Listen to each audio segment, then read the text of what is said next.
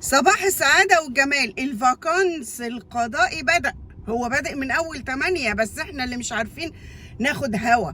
فأنا قررت اخد الفاكانس القضائي بتاعي. عارفين يعني ايه؟ كنا زمان ناخد 3 اشهر، عارفة يا سهيلة؟ كنا ناخد 7 و8 و9. المحاكم الجلسات تتأجل لكن الإداري شغال، بصولنا فيها. دلوقتي ما بقتش حاجة بتتأجل، ماشي؟ والاداري كله شغال، والجلسات بقى ايه، يشتغلوا كده اسبوع او اسبوع لا. فبما انه اتبص في الفاكانس القضائي وما عنديش غير 10 ايام، فاللي اوله شرط اخره نور يا بنت حافظ، ودينا لسه ما اتحركناش. قضائيه ايه وانا يوم عيد ميلادي منزله مصحيني على هيئه الاستثمار.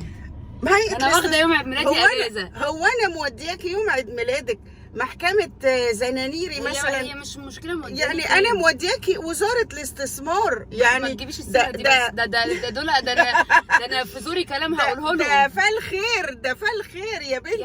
رحنا عند بتوع الفلوس، بس يجيبوا فلوس، بس يجيبوا اي حاجة. مش في المكان، أيوة. المشكلة في الفكرة. ايوه انا واخدة اجازة. طب بصي بقى، تنزلي شغل ليه؟ بصي بقى انت ادينا طالعين اجازه وحرمتك انا من حاجه؟ مش الاجازه هي اللي اتاخرت؟ وانت لسه سألاني ايه؟ هناخد انهي برينتر؟ ها؟ ما هو احنا هنقطع شغل؟ طب ناكل منين طيب لو قطعنا شغل خالص؟ احنا هناخد الكمبيوتر والبرينتر. ومش الحكومه نقلت المقر الصيفي في الساحل الشمالي؟ احنا كمان، هو احنا اقل من الحكومه؟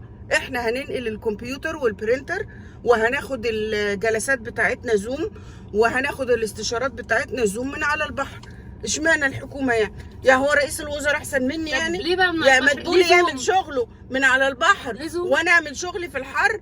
ليه زوم؟ اكتوال ما الناس اللي في البحر نعمل استشارات على البحر. طب يا جماعه، الناس اللي على البحر انا موجوده في الساحل الشمالي، وهنعمل استشارات وقضايا وكل حاجه، ومفيش حاجه قفلت. هو الفاكانس حطوا لنا عينيهم فيه. ولو على مكنه الفيزا روح عدي اجيبها لك من المكتب دلوقتي معايا، احطك على الشط كده. استشاره حاجه في مده ولا مدتين؟ مده ولا مدتين. وبعدين استشارات الشط دي هتبقى لطيفه قوي. فخدي بالك يعني. بس انا عايزه اقول لك على حاجه. بما اننا كده في اولكش، هاتي يا سنجي في اولكش كده، وعايزه ايه تاني؟ يلا اركب. في اولكش ولسه بنرش ميه، وهنحط الكراسي في المقر الاستشارات اللي على البحر جنب رئيس الوزراء كده كده، ماشي؟ طول السكه بقى ما اسمعش اغاني حزينه، احنا طالعين على البحر.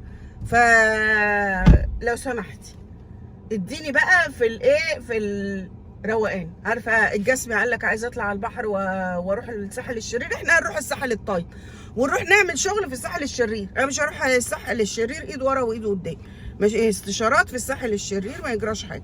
انما انا بحب الساحل الطيب، بحب اقعد على البحر كده بروقان، واقعد اقرا واكتب وبتاع، ماشي؟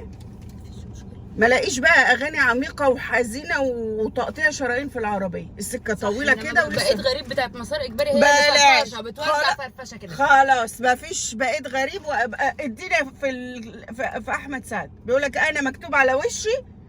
لا ده انت ما فاكراها هزار؟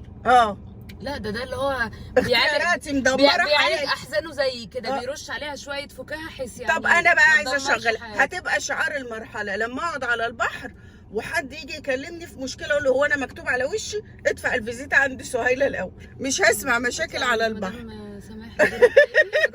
كمان شمسيتين روحي يا حبيبتي ادفع وتعالى. هنقعد بالشمسيه على البحر.